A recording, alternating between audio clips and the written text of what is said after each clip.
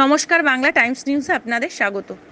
আরজিকর কাণ্ডের প্রতিবাদে রাজ্য জুড়ে পথে নেমে সোচ্চার বামপন্থী গণসংগঠনগুলো।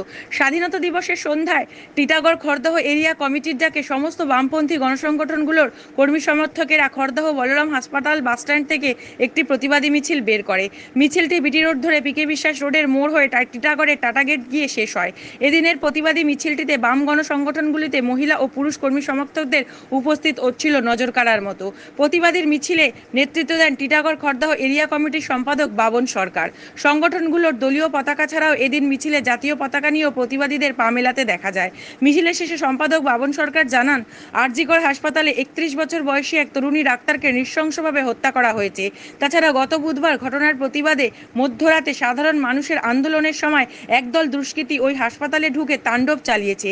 তারই প্রতিবাদে এবং ডাক্তারি পড়ুয়াকে ধর্ষণ করে নৃশংস খুনের ঘটনায় তাদের এদিনের এই প্রতিবাদ মিছিল।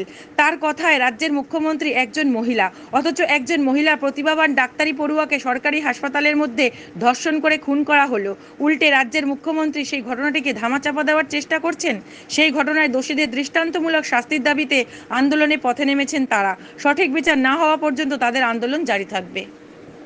মেডিকেল কলেজে 31 বছরের একটি ফুটফুটে বাচ্চা মেয়ে, দ্বিতীয় বর্ষের ছাত্রী, যে 36 ঘন্টা নাইট ডিউটি করছিল, 36 ঘন্টা ডিউটি করার পর সে যখন তার রেস্টরুমে রেস্ট নিচ্ছিল, সেই সময় কিছু দুষ্কৃতী তার উপর বলাৎকার করে, ধর্ষণ করে এবং খুন করে।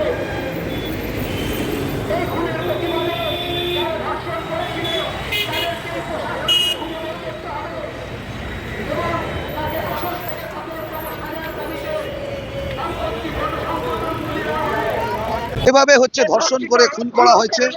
রাজ্য সরকার এই অমানবিক কাজকে ঢাকা দেবার চেষ্টা করছে।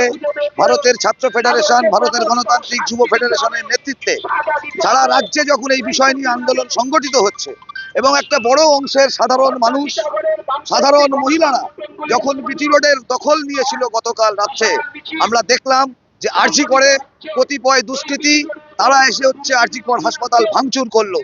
তার বিরুদ্ধে দাঁড়িয়ে সর্বত্র প্রতিবাদ মিছিল সংগঠিত হচ্ছে।